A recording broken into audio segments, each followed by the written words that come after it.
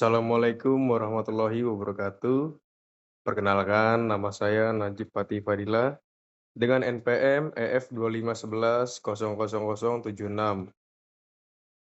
Pada kesempatan kali ini, saya ingin membahas pemaparan materi tentang aplikasi komputer perkantoran yang membahas tentang pertemuan 1 sampai pertemuan 14.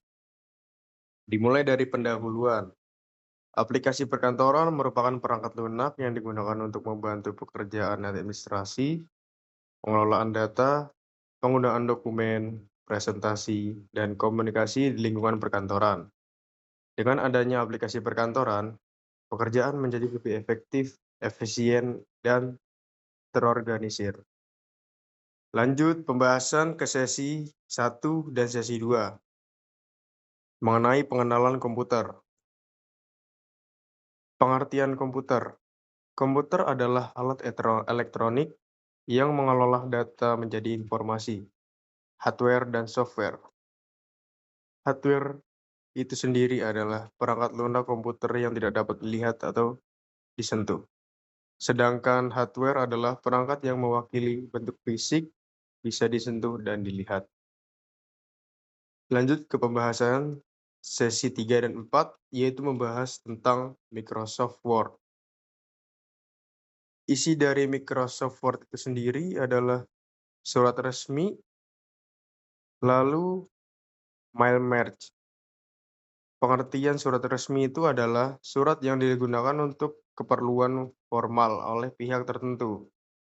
Pengaturan dokumen.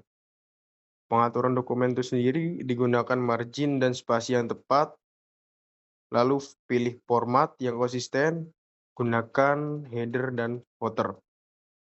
Lalu ke mail merge, salah satu fitur yang ada dalam Microsoft Word yang dapat digunakan oleh pengguna untuk membuat undangan. Lanjut ke pembahasan sesi 5 sampai 6, yaitu membahas tentang Microsoft Excel. Rumus dasar.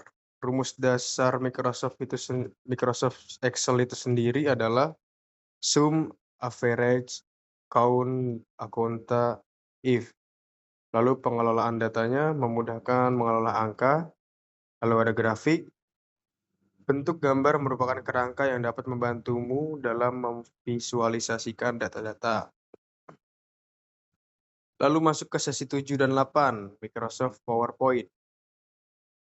Pembahasan Microsoft PowerPoint itu sendiri yaitu mengenai desain slide, animasi, serta presentasi efektif.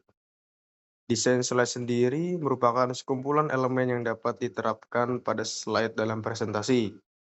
Adapun animasi, teknik pembuatan gambar bergerak dari kumpulan gambar statis. Lalu ada presentasi efektif, kemampuan untuk menyampaikan informasi, ide dan gagasan melalui media visual yang efektif dan menarik. Lalu lanjut ke sesi 9 dan 10, pembahasan yaitu mengenai internet dan email. Fungsi dari internet dan email itu, internet berbagi informasi dan berkomunikasi dari mana saja dan dengan siapa saja.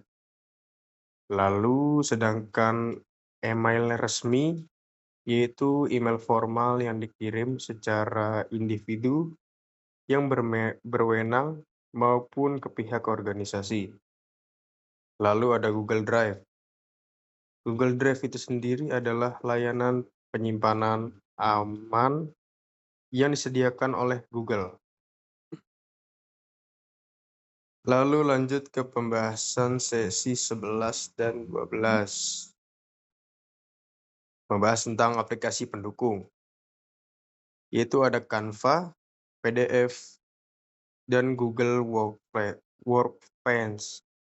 Canva itu sendiri adalah alat bantu desain dan publikasi online dengan misi memberdayakan semua orang yang di seluruh dunia agar dapat membuat desain apapun dan dimanapun. Lalu ada PDF, yaitu PDF itu adalah format berkas yang dibuat oleh Adobe System pada tahun 1993 untuk keperluan pertukaran dokumen digital. Lalu ada Google Workspace, yaitu rangkaian aplikasi cerdas Google yang sebelumnya bernama G Suite. Lalu kita lanjut ke pembahasan sesi 13, yaitu membahas tentang etika perkantoran. Yang pertama ada etika kerja, yang kedua ada profesionalisme, yang ketiga ada keamanan data.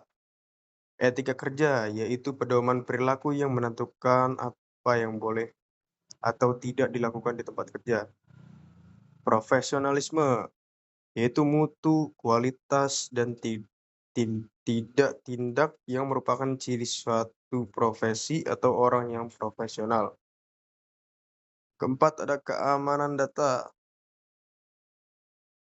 yaitu mengetahui data apa yang sudah memiliki serta lokasinya dan mengidentifikasi resiko di sekitar data Anda.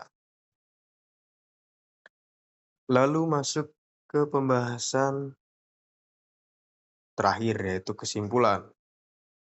Aplikasi perkantoran sangat penting, bagaikan senjata rahasia buat kerjaan jadi lebih gampang dan efisien.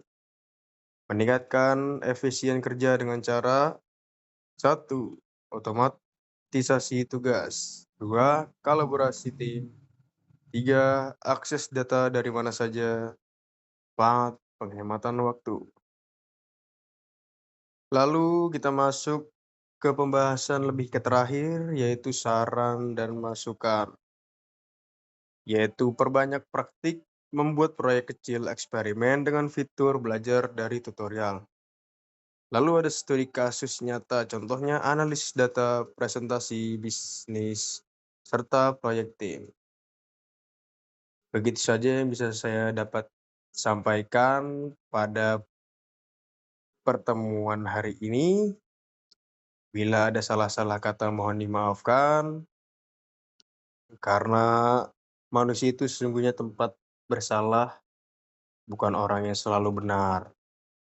Billahi taufik wal hidayah. Wassalamualaikum warahmatullahi wabarakatuh.